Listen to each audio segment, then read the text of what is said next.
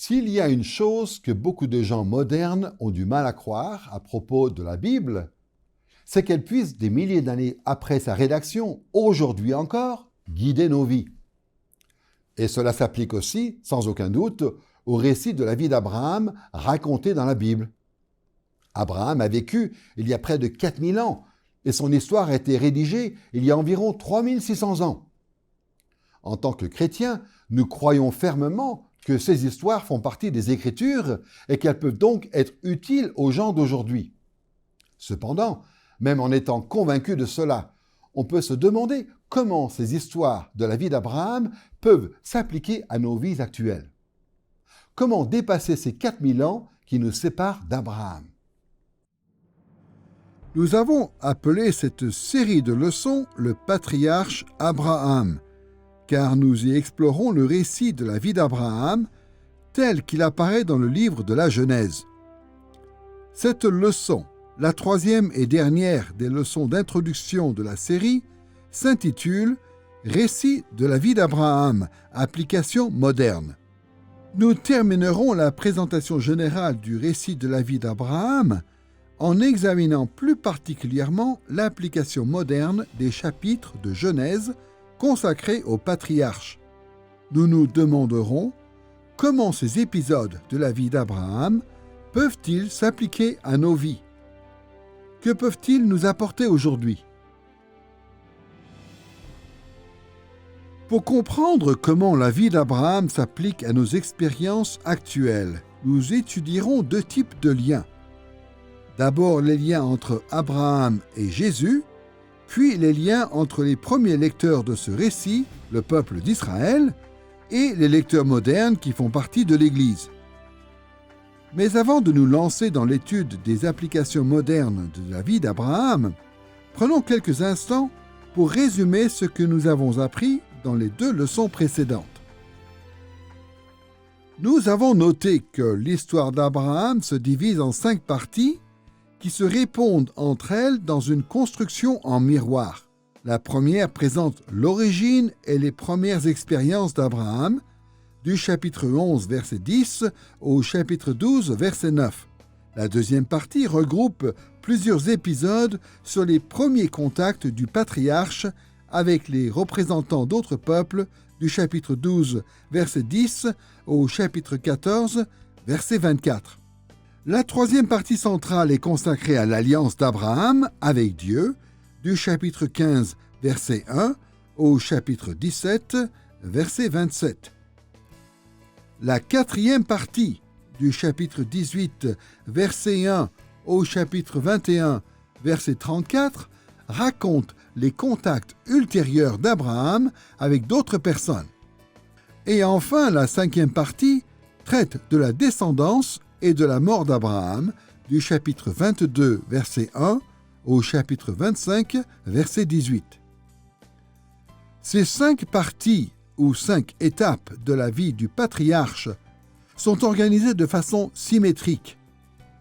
Ainsi, la troisième partie du chapitre 15, verset 1 au chapitre 17, verset 27, est consacrée à l'alliance entre Dieu et Abraham et sert d'élément central dans la vie d'Abraham. Les deuxième et quatrième parties se répondent dans la mesure où elles traitent toutes deux des interactions d'Abraham avec d'autres peuples. La première et la dernière partie se répondent en ce qu'elles servent de balises, marquant le début et la fin de la vie du patriarche en retraçant sa lignée du passé jusqu'à l'avenir. Après cette structure de base du récit d'Abraham, nous avons identifié dans les leçons précédentes l'objectif que poursuivait Moïse en le rédigeant. Moïse voulait enseigner aux Israélites, à travers l'histoire d'Abraham, pourquoi et comment ils devaient laisser derrière eux l'Égypte pour aller de l'avant dans la conquête de la terre promise. Autrement dit, en voyant dans l'histoire d'Abraham le contexte historique de leur expérience, en trouvant dans la vie du patriarche des exemples positifs et négatifs, et en découvrant dans ce récit des préfigurations de ce qui les attendait dans leur propre vie, les Israélites qui suivaient Moïse devaient mieux comprendre la voie à suivre pour accomplir le plan de Dieu pour eux. Après ce court rappel, tournons-nous vers le thème qui nous occupe dans cette leçon. L'application moderne du récit de la vie d'Abraham. Pour cela, commençons par étudier les liens entre Abraham et Jésus. Malheureusement, beaucoup de chrétiens cherchent à appliquer plus ou moins directement les enseignements de la vie d'Abraham à leur propre vie. Ils y voient de simples récits d'ordre moral. En fait, en tant que chrétiens, nous savons qu'il existe entre le patriarche et nous un médiateur. L'histoire d'Abraham est pertinente pour nous aujourd'hui parce que nous avons été rattachés au descendant spécial d'Abraham, le Christ. Jésus-Christ fait le lien entre nous et Abraham. Voilà pourquoi il faut toujours lire les histoires bibliques sur les patriarches à la lumière de ce qu'a accompli Jésus. Pour comprendre ces liens entre le patriarche et Jésus-Christ, nous procéderons en 2 étapes. Premièrement, nous examinerons comment le Nouveau Testament présente Jésus comme descendance d'Abraham. Et ensuite, nous verrons comment les 4 thèmes principaux identifiés dans le récit de la vie d'Abraham trouvent une résonance dans la vie du Christ en tant que descendance du patriarche. Commençons donc par l'idée que Jésus est la descendance d'Abraham. En un sens, on peut dire qu'Abraham est le père de tous les croyants à travers l'histoire, hommes, femmes et enfants. Nous faisons tous partie de la famille d'Abraham, de ses enfants et ses héritiers. Mais le Nouveau Testament affirme aussi très clairement que nous profitons de ce statut parce que nous avons été rattachés au Christ, le descendant spécial d'Abraham. Pour mieux appréhender l'enseignement des Écritures à ce sujet, nous aborderons brièvement 2 concepts. La singularité de la descendance d'Abraham, puis Jésus-Christ comme descendance spéciale d'Abraham. Voyons, pour commencer, comment la Bible présente la singularité de la descendance d'Abraham. Le passage le plus important qui traite de ce sujet se trouve sans doute dans Galates, chapitre 3, verset 16. Il y est écrit « Or, les promesses ont été faites à Abraham et à sa descendance.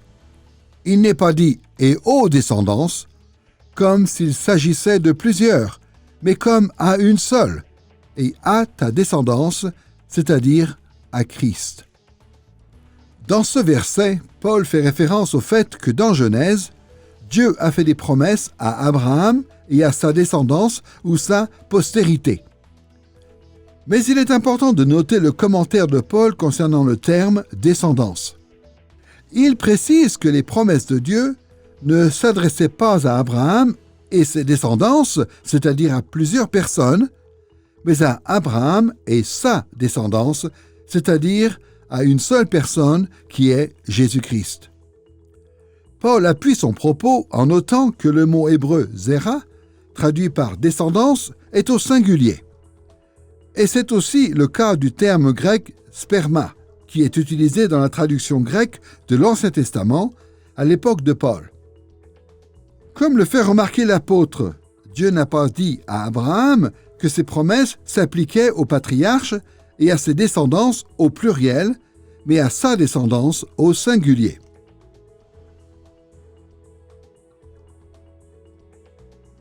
Au premier abord, on pourrait se dire qu'avec cet argument, Paul se permet un raccourci discutable. L'héritage d'Abraham serait destiné à un seul descendant parce que le nom employé est au singulier. Force est de constater que l'argument de Paul concernant l'emploi du terme « descendance » au singulier a donné bien du fil à retordre aux exégètes. Pour résumer le problème, s'il est vrai que le terme « descendance » ou « zera » en hébreu est au singulier, dans plusieurs passages de l'Ancien Testament, y compris dans le récit de la vie d'Abraham, ce nom singulier a un sens collectif, c'est-à-dire qu'il s'agit d'un nom singulier qui désigne un groupe. Le mot hébreu « zera » fonctionne comme le mot français « descendance ». Quoique singulier, il peut aussi bien désigner un seul descendant, une personne, comme l'ensemble des descendants au sens de la postérité.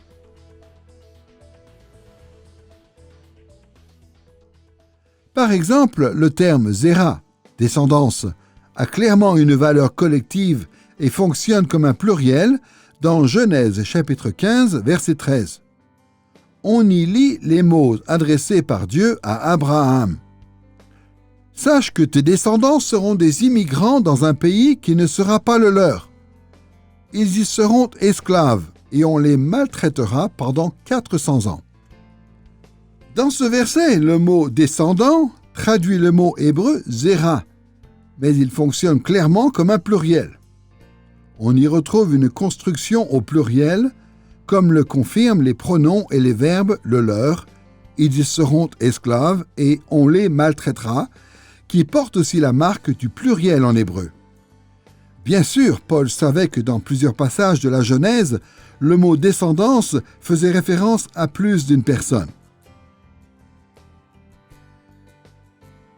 D'ailleurs, Paul lui-même emploie le mot « descendance » dans un sens collectif dans Galates, chapitre 3, verset 29, où il écrit « Vous êtes la descendance d'Abraham, héritier selon la promesse. » Dans sa version grecque, ce verset emploie le mot « esté », traduit par « vous êtes » au pluriel, de même que l'expression « descendance d'Abraham » est ici synonyme du mot héritier, kléronomoai, un nom pluriel. Partant de là, se pose la question de savoir pourquoi Paul, tout en sachant que le nom singulier descendance peut faire référence à plus d'une personne, souligne la singularité de ce terme. Sans doute qu'en faisant cela, Paul avait en tête un passage précis de l'histoire d'Abraham, décrit dans Genèse chapitre 22, au verset 16 à 18. Dans ce passage, le mot « descendance » a clairement un sens singulier. Voici ce qui y est écrit. « Je le jure par moi-même, oracle de l'Éternel, parce que tu n'as pas refusé ton fils, ton unique, je te comblerai de bénédictions et je multiplierai ta descendance comme les étoiles du ciel et comme le sable qui est au bord de la mer. Ta descendance aura le contrôle de ses ennemis. Toutes les nations de la terre se diront bénies par ta descendance parce que tu as écouté ma voix. » Malheureusement, contrairement à la version de la colombe citée ici, dans beaucoup de traductions modernes de la Bible, on a opté dans ce passage pour le terme « descendant », comme s'il s'agissait en hébreu d'un nom singulier à valeur collective. Mais il ne faut pas oublier que ce passage s'inscrit dans l'épisode du sacrifice d'Isaac. Et à ce moment-là, le mot « descendance » ne fait clairement pas référence aux descendants d'Abraham en général, mais à son fils Isaac.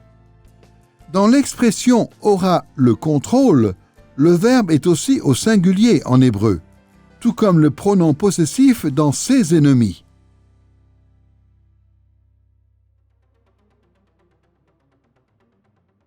Comme nous le verrons dans les prochaines leçons, le chapitre 22 et les chapitres suivants de la Genèse insistent sur la distinction entre Isaac, le fils de Sarah, et les autres fils du patriarche, le fils d'Agar et les fils de Kétura. Isaac était le descendant spécial, le fils de la promesse, celui que Dieu a choisi comme unique héritier d'Abraham. On peut donc dire qu'avant la naissance d'Isaac, dans la Genèse, la descendance d'Abraham a généralement un sens collectif, pouvant se traduire par « descendant » au pluriel. Mais dans ce passage précis, le texte met en avant Isaac comme le descendant spécial et unique d'Abraham, l'héritier des promesses faites au patriarche. À la lumière de ces informations, on comprend l'argument de Paul lorsqu'il parle de la descendance d'Abraham au sens singulier. Paul remarque qu'au chapitre 22 de la Genèse, Dieu n'a pas fait des promesses à Abraham et directement à tous ses descendants. Pour lui, le sens singulier du mot « descendance », tel qu'il est employé dans Genèse chapitre 22, versets 16 à 18, indique que les promesses ont été transmises à Isaac, le fils et l'héritier d'Abraham, au statut unique. Maintenant que nous avons examiné la singularité de la descendance d'Abraham, voyons de plus près l'enseignement selon lequel Jésus-Christ est la descendance d'Abraham. Relisons ce que l'apôtre Paul a écrit dans Galates, chapitre 3, verset 16. « Or, les promesses ont été faites à Abraham et à sa descendance. Il n'est pas dit « et aux descendances », comme s'il s'agissait de plusieurs, mais comme à une seule et à ta descendance, c'est-à-dire à Christ. » Dans ce passage, Paul souligne que la descendance d'Abraham correspond à une seule personne, mais aussi que cette descendance est le Christ. Comme nous l'avons vu plus tôt dans la Genèse, cette descendance au sens singulier désignait à l'origine Isaac, le fils de la promesse, celui que le patriarche a eu avec Sarah. Alors comment doit-on comprendre cette référence à Paul à la descendance d'Abraham en la personne de Jésus? Essayez de voir les choses ainsi. L'héritage d'Abraham était un héritage familial qui revenait à ses descendants. Mais à plusieurs moments cruciaux de l'histoire, la Bible dit que Dieu a choisi des personnages clés en leur conférant un rôle d'héritiers spéciaux, de destinataires privilégiés de l'héritage d'Abraham qu'il devait transmettre aux autres. Dans les cas d'Isaac, c'était le descendant spécial qui se distinguait des autres fils d'Abraham. Quand Isaac a eu à son tour 2 fils, Jacob et Ésaü, Dieu a choisi Jacob comme descendant spécial d'Abraham en excluant Ésaü et ses descendants. De Jacob sont nés les 12 patriarches à la tête des 12 tribus d'Israël. Mais parmi les tribus d'Israël, plusieurs personnes ont aussi eu le rôle d'héritiers spéciaux d'Abraham. Moïse, par exemple, a été le leader et l'intermédiaire du peuple de Dieu pendant son périple de l'Égypte jusqu'en terre promise. Et plus tard, lorsqu'Israël est devenu un royaume à part entière, David et ses fils ont joué un rôle particulier en transmettant l'héritage d'Abraham. C'est ce rôle spécial de David et de ses fils qui a amené Paul à désigner Jésus-Christ comme le dernier descendant glorieux d'Abraham, car Jésus est l'héritier légitime du trône de David, celui choisi par Dieu pour être le roi permanent de son peuple. Jésus est le descendant royal d'Abraham, le Messie glorieux au trône éternel. Et en tant que tel, Jésus-Christ est le seul intermédiaire possible pour tous ceux qui voudraient prendre part à l'héritage d'Abraham. Aucune personne séparée du Christ ne pourra jamais recevoir les promesses faites à Abraham. Pour résumer le lien entre Jésus et Abraham, on peut dire que du point de vue chrétien, Jésus est le descendant ultime et unique d'Abraham. Donc, en tant que croyant, en cherchant les applications possibles de la vie d'Abraham au monde actuel, nous devons toujours garder à l'esprit que les grandes promesses faites à Abraham sont transmises à Jésus-Christ. C'est vrai lorsqu'il a inauguré son royaume, et c'est toujours vrai pour nous aujourd'hui, alors qu'il continue d'ériger son royaume, et ce sera vrai dans l'avenir, le jour où il parachèvera son royaume. Le Nouveau Testament enseigne que Jésus reçoit et répand l'héritage d'Abraham en 3 étapes principales. Tout d'abord, lors de l'inauguration de son royaume, qui correspond à sa première venue sur terre, puis lors de la continuation de son royaume, qui correspond à la période entre sa première et sa seconde venue, et enfin lors du parachèvement de son royaume, lors du retour du Christ dans la gloire. Jésus continue de recevoir et de répandre de plus en plus l'héritage d'Abraham pendant qu'il règne sur tout, assis à la droite de Dieu le Père. Et un jour, lors de son retour glorieux, il recevra et répandra complètement l'héritage d'Abraham. Pour résumer, il est important de comprendre que dans Galates chapitre 3 verset 16, Paul synthétise en quelques mots un enseignement théologique assez complexe. En écrivant que la promesse était faite à Abraham et à un seul de ses descendants, qu'il identifie ensuite à Jésus-Christ, l'apôtre ne sous-entendait pas que dans la Genèse, le terme « descendance » faisait directement référence à Jésus. Dans ce verset, Paul présente une sorte de raccourci, suivant l'idée qu'Isaac était un type ou une préfiguration du Christ. Plus précisément, on peut dire qu'à l'image d'Isaac, qui était l'héritier principal d'Abraham dans sa génération, à l'époque du Nouveau Testament, Jésus-Christ est le fils le plus éminent d'Abraham et son héritier principal. Pour mieux comprendre le rôle de Jésus-Christ comme descendance d'Abraham, examinons-le à travers les 4 thèmes principaux que nous avons identifiés dans le récit de la vie d'Abraham. Comme vous le savez, nous avons repéré 4 thèmes principaux dans ces chapitres de Genèse. La grâce de Dieu, la loyauté d'Abraham, les bénédictions divines destinées à Abraham et les bénédictions divines prévues à travers Abraham. Comment les liens entre Abraham et Jésus-Christ peuvent-ils éclairer ces thèmes ? Tout d'abord, nous avons vu que Dieu a largement manifesté sa grâce dans la vie d'Abraham. Bien sûr, Abraham avait personnellement besoin de la grâce de Dieu, car il était pécheur. Mais au-delà de ça, Dieu a aussi objectivement fait preuve de bonté envers le patriarche. En construisant une relation avec Abraham, Dieu a réellement étendu la rédemption au monde entier. Même si nous reconnaissons que Dieu a été extrêmement bon envers Abraham, en tant que chrétiens, nous croyons que la grâce divine dont a profité le patriarche durant sa vie n'était qu'un petit avant-goût de la grâce que Dieu a ensuite manifestée en Christ. Bien sûr, Jésus étant sans péché, il n'a pas eu besoin de la grâce qui sauve, mais la venue du Christ sur terre en tant que descendant d'Abraham est, objectivement, un grand acte de bonté de la part de Dieu envers le monde. Dieu nous a accordé une immense grâce lors de la première venue du Christ qui a marqué l'inauguration de son royaume. La vie, la mort, la résurrection et l'ascension de Jésus, ainsi que l'envoi du Saint-Esprit, sont des témoignages de la grâce extraordinaire de Dieu. Et Dieu continue à répandre cette grâce dans cette période de continuation du royaume où Jésus règne dans les cieux.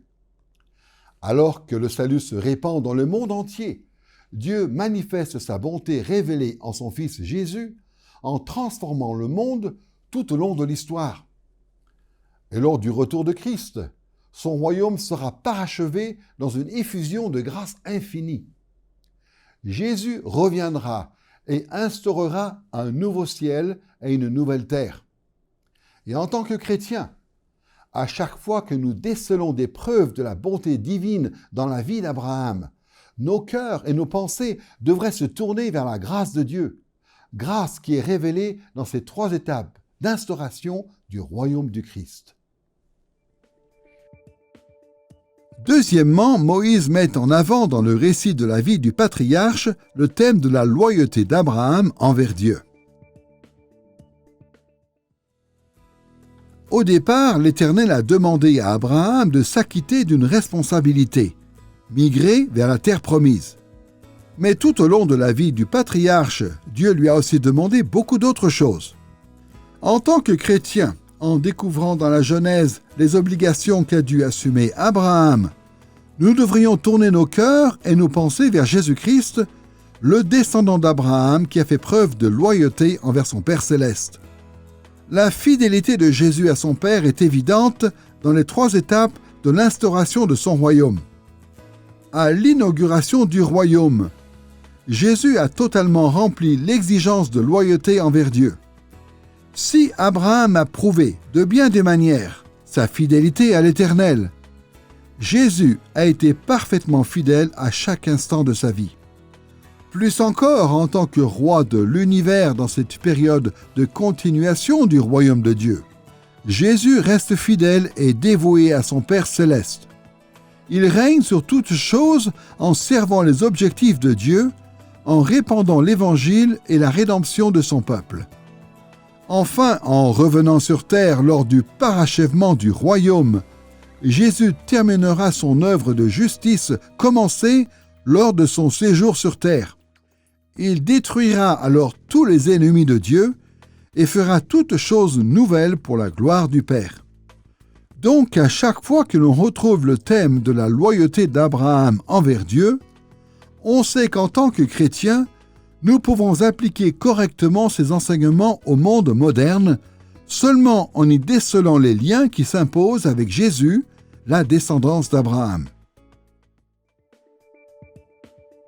Troisièmement, en tant que chrétiens, nous voulons aller au-delà des applications des thèmes de la grâce de Dieu et de la loyauté humaine qui se trouvent dans nos vies actuelles en Christ. Il est aussi très intéressant de voir l'application du troisième thème principal de la vie du patriarche, les bénédictions divines destinées à Abraham.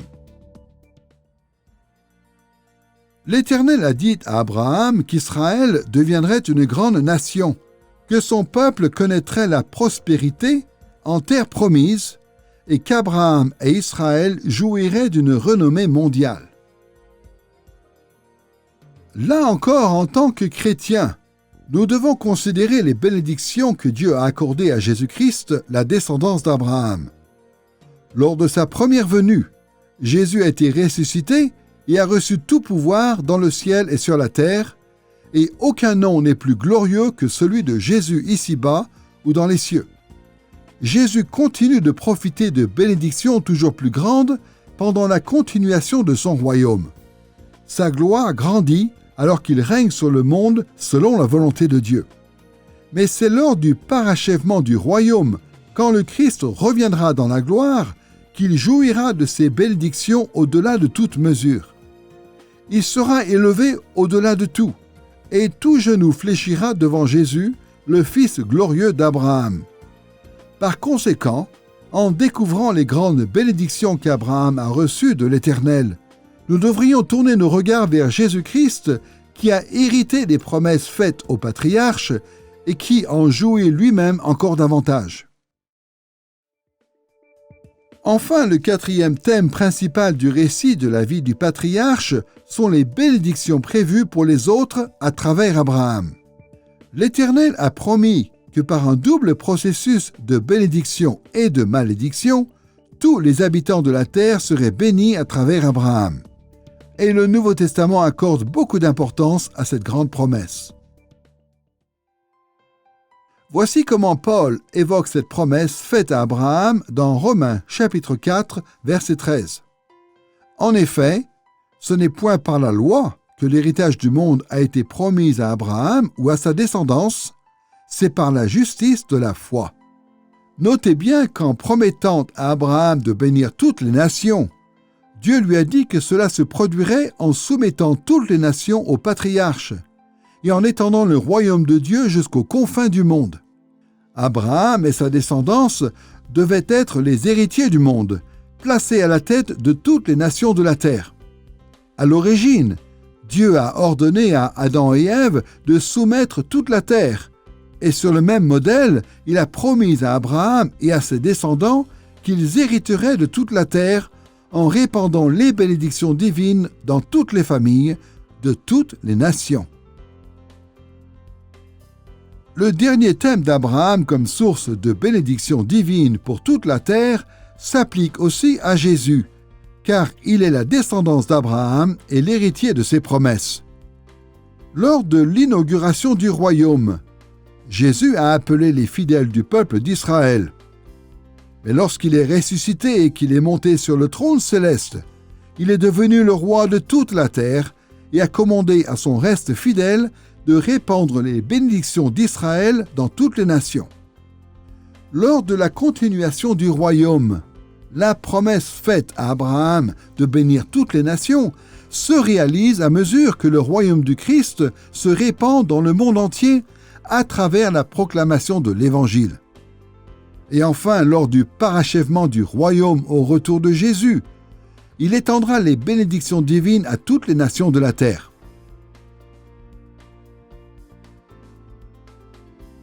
Dans Apocalypse chapitre 22, versets 1 et 2, il est dit « Il me montra le fleuve d'eau de la vie, limpide comme du cristal, qui sortait du trône de Dieu et de l'agneau.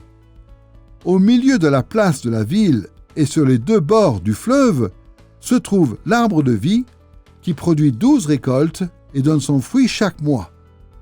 Les feuilles de l'arbre servent à la guérison des nations. » La promesse de faire d'Abraham une source de bénédiction pour toutes les nations se réalise donc dans l'inauguration, la continuation et le parachèvement du royaume du Christ. Ainsi, pour résumer, pour être juste, l'application moderne du récit de la vie d'Abraham doit reconnaître, au moins implicitement, le rôle de Jésus-Christ comme descendance d'Abraham. En tant que descendant spécial d'Abraham, le Christ est celui qui accomplit ou réalise complètement les thèmes récurrents dans la vie du patriarche. La grâce de Dieu se manifeste en Jésus-Christ. C'est aussi Jésus qui incarne la fidélité sincère et absolue envers Dieu, tout comme c'est lui qui reçoit toutes les bénédictions promises à Abraham. Et c'est lui encore qui répand les nombreuses bénédictions du patriarche jusqu'aux confins de la terre. Quels que soient les autres aspects de l'application moderne de l'histoire du patriarche, il est crucial de toujours garder en tête les liens existants entre Abraham et Jésus. Maintenant que nous avons vu comment le lien entre Abraham et Jésus établit un parallèle essentiel entre le récit de la vie d'Abraham et notre monde actuel, passons au deuxième aspect de l'application moderne de ce récit, le lien entre Israël et l'Église. Ne perdons pas de vue que lorsqu'il a rédigé le récit de la vie d'Abraham, Moïse avait pour objectif d'encourager les Israélites à laisser définitivement l'Égypte derrière eux, pour se consacrer à la conquête de la terre promise. Les Israélites devaient trouver dans la vie du patriarche le contexte historique justifiant cette mission, mais aussi des exemples positifs et négatifs pour les aider à accomplir cette mission, ainsi que des préfigurations de ce qu'ils vivaient eux-mêmes dans les expériences passées d'Abraham. C'est pour cela qu'en cherchant les applications modernes du récit de la vie d'Abraham, il nous faut tenir compte de ce que le Nouveau Testament enseigne sur les liens entre le peuple d'Israël guidé par Moïse et l'Église chrétienne d'aujourd'hui. Pour explorer ce lien entre Israël et l'Église, nous aborderons deux sujets qui renvoient à ce que nous avons noté plus tôt. Premièrement, nous étudierons de plus près ce que la descendance d'Abraham signifie pour la nation d'Israël et pour l'Église chrétienne. Et deuxièmement, nous verrons que le sujet de la descendance d'Abraham se retrouve dans les 4 thèmes principaux de l'histoire du patriarche.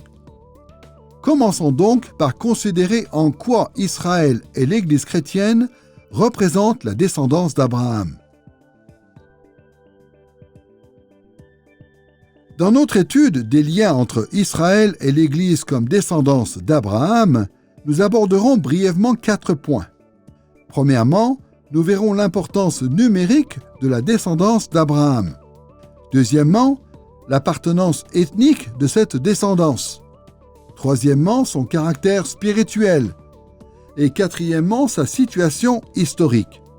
Prenons pour commencer l'importance numérique de la descendance d'Abraham.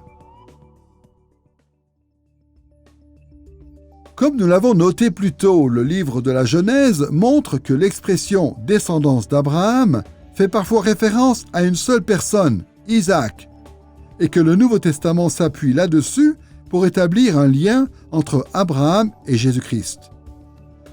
Mais maintenant, il faut élargir notre perspective en intégrant une autre spécificité de la vision biblique de la descendance d'Abraham. En effet, Isaac n'est pas le seul dans l'histoire d'Abraham à être appelé descendance ou postérité d'Abraham. Isaac n'a pas reçu l'héritage d'Abraham pour en jouir seul. Il était aussi l'intermédiaire par lequel beaucoup devraient profiter du statut de descendant du patriarche. Voilà pourquoi Moïse qualifie souvent le peuple d'Israël de descendance d'Abraham. De même, en appliquant le récit de la vie du patriarche à notre expérience moderne, s'il faut se rappeler que le Nouveau Testament présente Jésus comme le descendant ultime d'Abraham, il est aussi important de souligner que l'Église chrétienne fait partie de la descendance d'Abraham. Comme le dit Paul dans Galates chapitre 3 verset 29, « Vous êtes la descendance d'Abraham, héritier selon la promesse. » Comme le signifie Paul dans ce verset, nous sommes liés à Abraham parce que nous sommes rattachés à Jésus-Christ. À l'image de la nation d'Israël dans l'Ancien Testament, nous sommes les descendants d'Abraham. C'est pourquoi l'histoire du patriarche ne s'applique pas seulement à Jésus lui-même, mais aussi aux nombreux enfants d'Abraham qui s'identifient à lui dans l'Église. Maintenant, il ne suffit pas de remarquer que la descendance d'Abraham désignait Israël dans l'Ancien Testament et désigne aujourd'hui l'Église chrétienne. L'appartenance ethnique de cette descendance joue aussi un rôle important dans l'Ancien comme dans le Nouveau Testament. Comme nous le savons, au départ, le récit de la vie d'Abraham a été écrit pour le peuple d'Israël qui suivait Moïse. S'il est vrai que la grande majorité des premiers destinataires de Moïse étaient d'origine juive, c'est-à-dire des descendants biologiques d'Abraham, il serait faux de croire qu'ils étaient tous à 100% juifs. Beaucoup de ceux qui suivaient Moïse avaient des origines à la fois juives et non juives, et avaient été intégrés dans le peuple d'Israël. D'ailleurs, à plusieurs reprises, la Bible dit clairement que les premiers destinataires de la Genèse n'étaient pas tous exclusivement juifs. Voici comment, par exemple, sont décrits ceux qui suivaient Moïse dans Exode, chapitre 12, verset 38. « Une foule de gens d'origines diverses partirent en même temps qu'eux. Les moutons, chèvres et bœufs formaient des troupeaux considérables. » Notez bien que ce verset parle de gens d'origines diverses, des non-juifs qui s'étaient joints aux Israélites et qui ont quitté l'Égypte avec eux. Il est aussi question de ces gens dans plusieurs autres passages des Écritures. Tout comme dans les livres ultérieurs de l'Ancien Testament, on apprend que des non-juifs comme Rahab et Ruth se sont rattachés à Israël dans les générations suivantes. De plus, les généalogies des chapitres 1 à 9 de 1 Chronique mentionnent des noms de non-juifs parmi le peuple de Dieu. On peut donc dire que la descendance d'Abraham à laquelle Moïse adressait le récit de la vie du patriarche était pluriethnique. Elle se composait des descendants biologiques d'Abraham et de non-juifs qui avaient été intégrés dans la famille d'Israël. Et ces deux groupes découvraient ce qui les attendait en terre promise à travers les histoires d'Abraham.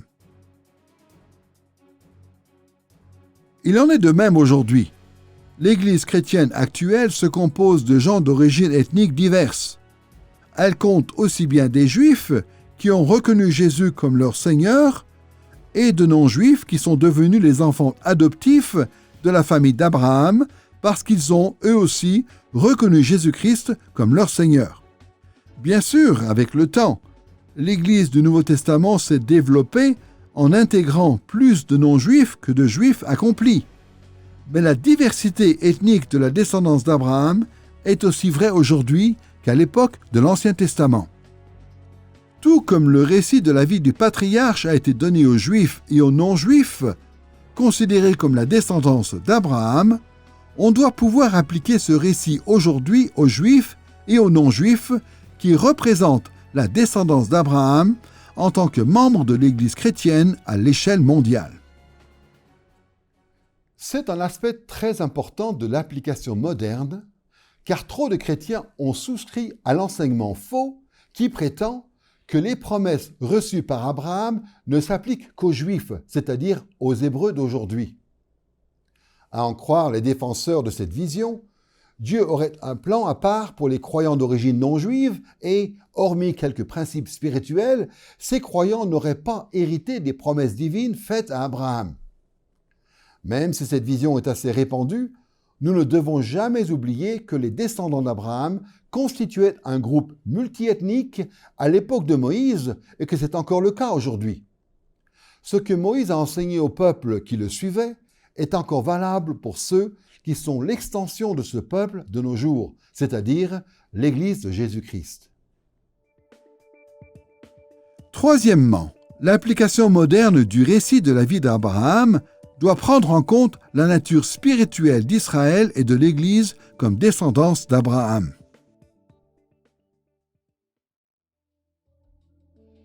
Comme nous l'avons déjà noté, l'Ancien Testament présente le peuple visible d'Israël comme la descendance d'Abraham, c'est-à-dire comme l'ensemble des descendants du patriarche. Mais il faut aussi souligner qu'il y avait une certaine diversité spirituelle dans ce peuple. Celui-ci était à la fois composé de croyants sincères et de non-croyants. En lisant l'Ancien Testament, il ne fait aucun doute que beaucoup d'hommes, de femmes et d'enfants du peuple d'Israël n'avaient pas de foi authentique, tandis que d'autres étaient des croyants sincères qui mettaient leur confiance dans les promesses de Dieu. Bien sûr, tous les Israélites, ceux qui croyaient comme les autres, ont reçu beaucoup de bénédictions temporaires extraordinaires de la part de Dieu. Tous ont été libérés de l'esclavage en Égypte. Tous ont été intégrés dans la relation d'alliance avec Dieu au mont Sinaï. Et tous ont vécu de nombreuses expériences propices à la foi et ont eu l'occasion d'entrer en terre promise. Mais il y avait aussi d'importantes différences entre eux. D'un côté, les non-croyants parmi les Israélites ont montré par leur infidélité leur vraie disposition de cœur. Et les histoires de la vie d'Abraham devaient les amener à la repentance sincère et à la foi qui sauve. De l'autre côté, les croyants sincères, qui faisaient partie du peuple d'Israël, faisaient confiance aux promesses de Dieu et ont démontré leur vraie disposition de cœur par leur fidélité. Le récit de la vie d'Abraham était conçu pour encourager ces croyants sincères à grandir dans leur foi. À cause de leur infidélité, les enfants d'Israël qui manquaient de foi n'ont reçu que les bénédictions temporaires. Et dans l'éternité, c'est la condamnation éternelle qu'ils recevront de Dieu. Ce sont les vrais croyants qui étaient la véritable descendance d'Abraham. Ces descendants spirituels, ces enfants qui ont non seulement profité des bénédictions temporaires, mais qui devaient aussi un jour recevoir la bénédiction éternelle réservée aux héritiers d'Abraham, lors de l'avènement des nouveaux cieux et de la nouvelle terre. C'est la vision que défend clairement Paul dans Romains chapitre 9, versets 6 à 8. Voici ce qu'il y écrit. « Car tous ceux qui descendent d'Israël ne sont pas Israël, parce qu'ils sont la descendance d'Abraham. Tous ne sont pas ses enfants. Mais, il est dit, en Isaac, tu auras une descendance appelée de ton nom, c'est-à-dire, ce ne sont pas les enfants de la chair qui sont enfants de Dieu, mais ce sont les enfants de la promesse qui sont comptés comme descendance. » Eh bien, cette même diversité spirituelle existe aussi dans l'Église de Jésus-Christ aujourd'hui. Les personnes qui sont intégrées à l'Église visible dans le Nouveau Testament, à travers le baptême, se divisent en deux catégories, les croyants et les non-croyants. Bien sûr, tout comme l'ensemble d'Israël à l'époque de l'Ancien Testament a bénéficié de privilèges temporaires grâce à sa relation avec Dieu et son peuple, tous ceux qui font partie de l'Église de Jésus-Christ profitent, eux aussi, de nombreuses bénédictions temporaires. Ils jouissent d'une communauté aimante, de l'accès à la parole de Dieu et aux sacrements. Ils peuvent découvrir et apprendre à connaître l'Évangile. Mais beaucoup de membres de l'Église visible montrent aussi leur vraie disposition de cœur par leur infidélité. Et le récit de la vie d'Abraham doit s'appliquer à ces non-croyants au sein de l'Église, en les encourageant à se repentir sincèrement pour vivre la foi qui sauve. Mais il y a aussi dans l'Église visible des croyants sincères qui mettent leur confiance dans les promesses de l'Éternel et montrent leur vraie disposition de cœur par leur fidélité. Le récit de la vie d'Abraham doit s'appliquer à ces vrais croyants en les encourageant à grandir dans la foi tout au long de leur vie. Les non-croyants qui ne sont pas fidèles à Dieu, tout en faisant partie de l'Église, recevront seulement les bénédictions temporaires, mais ils connaîtront dans l'au-delà la condamnation éternelle de Dieu. À l'inverse, les vrais descendants d'Abraham, ces vrais enfants qui ont mis leur confiance en Christ, profiteront non seulement des bénédictions temporaires, mais aussi recevront la récompense éternelle, l'héritage d'Abraham qui leur est réservé pour le jour où seront instaurés les nouveaux cieux et la nouvelle terre. Voilà pourquoi Jacques a écrit dans l'épître de Jacques chapitre 2 versets 21 à 22 les mots suivants concernant Abraham en s'adressant à l'Église chrétienne visible composée de vrais croyants et de non-croyants. Abraham, notre Père, ne fut-il pas justifié par les œuvres pour avoir offert son fils Isaac sur l'autel? Tu vois que la foi agissait avec ses œuvres et que par les œuvres, sa foi fut rendue parfaite. L'idée principale de Jacques dans ce passage est que l'histoire d'Abraham pousse les non-croyants, qui font partie de l'Église, à abandonner leur attitude hypocrite, tout en encourageant les croyants sincères à continuer de manifester leur foi en vivant dans l'obéissance. À notre tour, en cherchant à appliquer le récit de la vie d'Abraham à l'Église moderne, nous devons reconnaître qu'il y existe une disparité du point de vue spirituel. Quatrièmement, pour appliquer l'histoire d'Abraham au monde contemporain, il faut se rappeler que la situation historique des Israélites qui suivaient Moïse et celle des chrétiens d'aujourd'hui présente quelques similitudes. Souvenez-vous, Moïse a rédigé le récit de la vie du patriarche en s'adressant aux Israélites qui étaient en plein voyage. Que ces destinataires soient de la première ou de la deuxième génération du peuple en Exode, ils se trouvaient entre deux mondes. Ayant quitté l'esclavage en Égypte, ils n'avaient pas encore atteint Canaan, la terre de la promesse divine. Autrement dit, le peuple d'Israël avait déjà vécu la libération de l'ancien monde, mais n'avait pas encore fait son entrée dans le nouveau monde qui l'attendait. Sachant cela, Moïse a écrit à Israël pour l'encourager à abandonner tout ce qui le rattachait encore à l'Égypte et à avancer vers la conquête du pays promis. La situation historique des premiers destinataires de Moïse joue un rôle important dans l'application moderne, car l'Église chrétienne d'aujourd'hui vit une situation historique similaire. Tout comme Israël avait été libéré de l'esclavage en Égypte, mais se dirigeait encore vers la vie glorieuse en terre promise, l'Église du Christ a, elle aussi, été libérée du joug du péché grâce à ce que Jésus a accompli lors de son passage sur terre. Mais elle est encore en route vers la gloire de la nouvelle création qui apparaîtra au retour de Jésus-Christ. Ces situations semblables nous donnent un cadre d'application possible du récit de la vie d'Abraham pour l'Église d'aujourd'hui.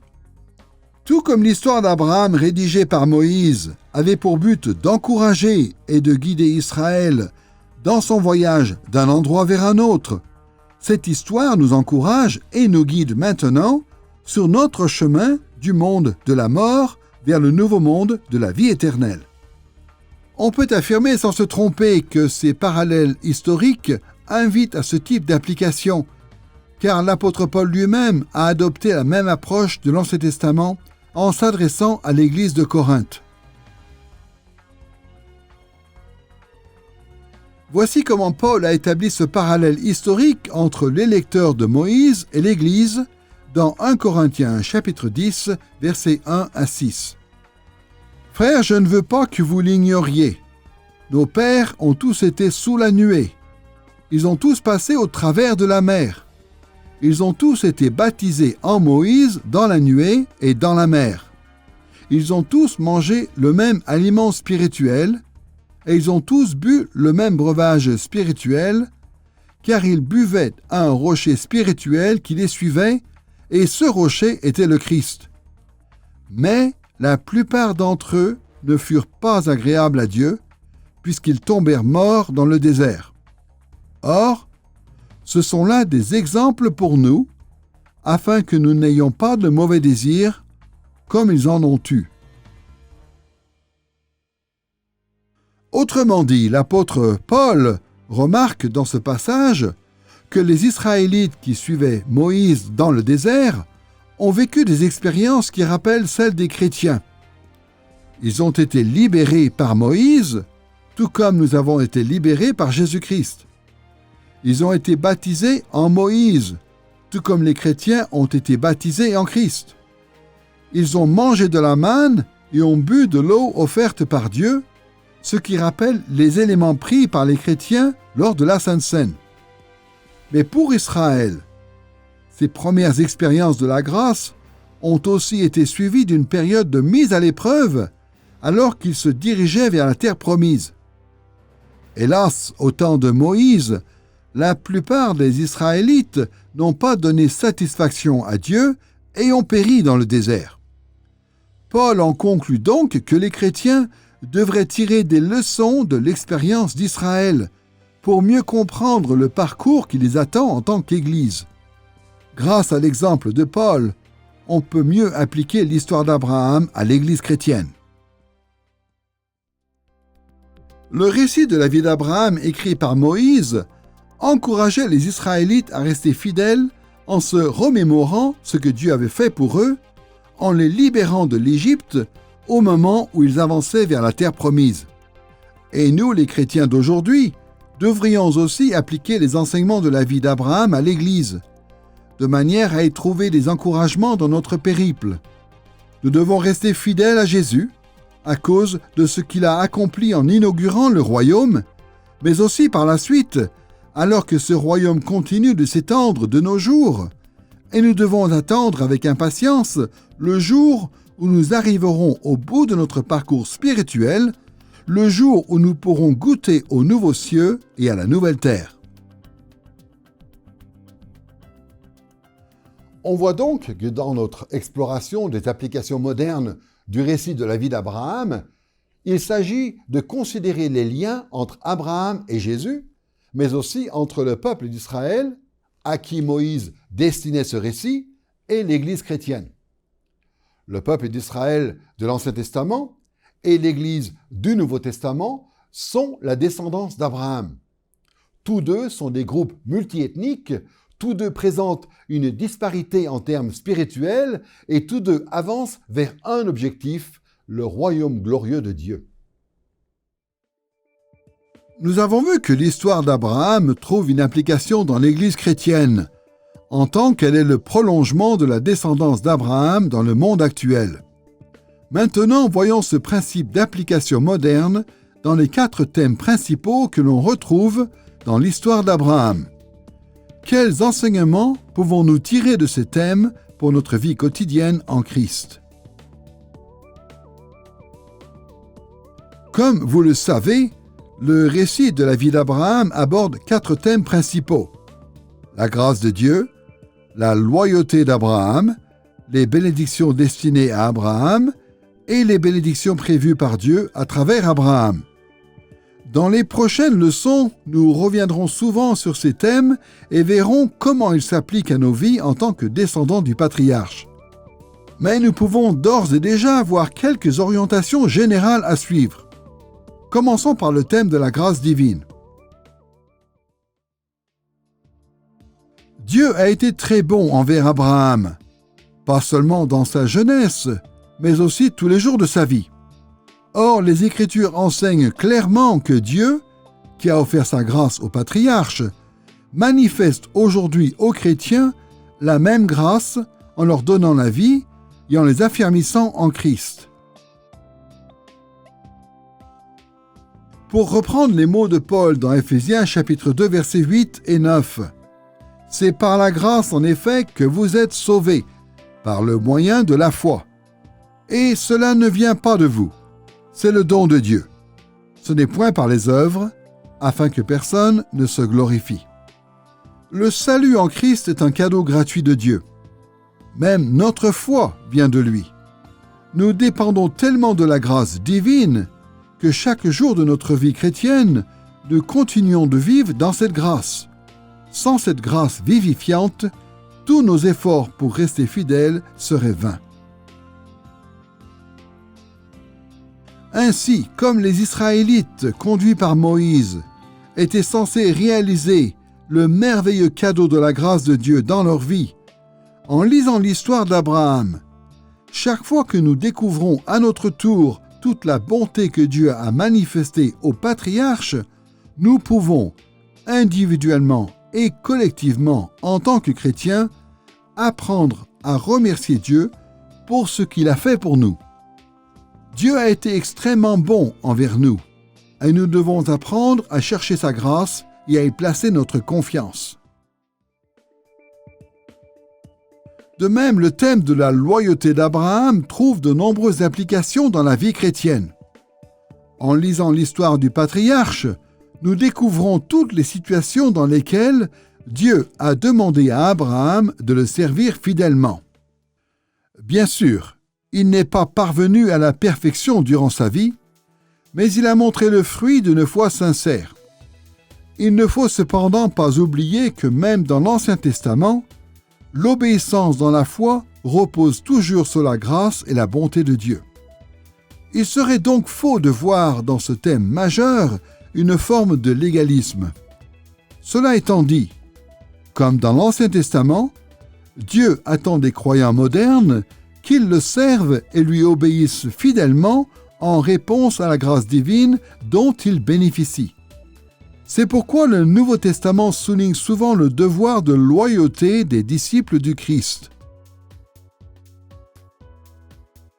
Voici comment Paul établit le lien entre la grâce et la loyauté dans Éphésiens chapitre 2 versets 8 à 10. « C'est par la grâce en effet que vous êtes sauvés par le moyen de la foi. Et cela ne vient pas de vous, c'est le don de Dieu. Ce n'est point par les œuvres, afin que personne ne se glorifie, car nous sommes son ouvrage. Nous avons été créés en Jésus-Christ pour des œuvres bonnes que Dieu a préparées d'avance, afin que nous les pratiquions. » Comme l'explique le verset 10, les chrétiens d'aujourd'hui ont la responsabilité d'accomplir des œuvres bonnes. Dieu nous offre la foi qui sauve pour que nous lui soyons fidèles. Par conséquent, à chaque fois que le récit de la vie d'Abraham soulève la question de la loyauté des hommes envers Dieu, nous pouvons appliquer cette responsabilité morale à nos propres vies.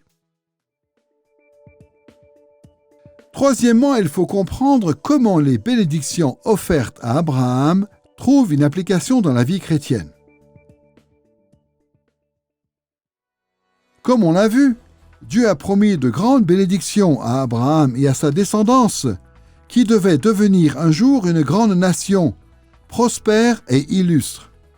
Et en lisant les différents épisodes de la vie du patriarche, on voit que Dieu lui a offert des avant-goûts de ses bénédictions ultimes.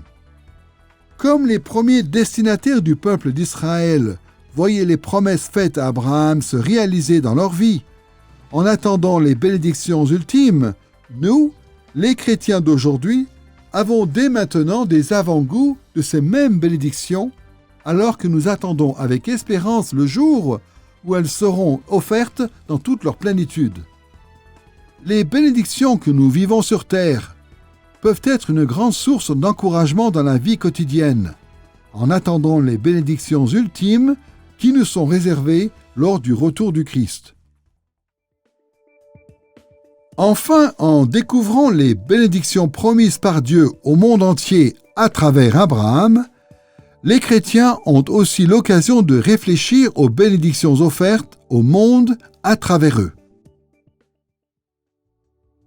Nous avons vu que Dieu a promis à Abraham de le protéger de ses ennemis et de bénir ses amis, de sorte qu'il allait pouvoir étendre un jour les bénédictions divines à tous les peuples de la terre. Plus encore, tout au long de la vie du patriarche, on voit comment Dieu s'est servi d'Abraham dans plusieurs circonstances pour bénir toutes sortes de gens. En découvrant ces épisodes, les premiers destinataires de la Genèse avaient de nombreuses occasions de réfléchir à ce qu'ils vivaient eux-mêmes. Ils y trouvaient des orientations sur la manière dont ils devaient servir Dieu pour être une source de bénédiction pour le monde dans leur rencontre avec différents groupes de gens. Assurés de la protection divine contre leurs ennemis, les Israélites pouvaient poursuivre leurs efforts pour étendre les bénédictions du royaume de Dieu à leurs voisins. De même, nous, les chrétiens d'aujourd'hui, devrions appliquer ce thème dans nos vies. Nous sommes, nous aussi, assurés de la protection divine et nous pouvons être encouragés dans notre rôle. Être une source de bénédiction pour toutes les nations du monde en étendant le royaume de Dieu jusqu'aux confins de la terre. Dans cette leçon sur l'application moderne du récit de la vie d'Abraham, nous avons étudié comment les chapitres de la Genèse consacrés aux patriarches trouvent encore une résonance dans notre monde actuel.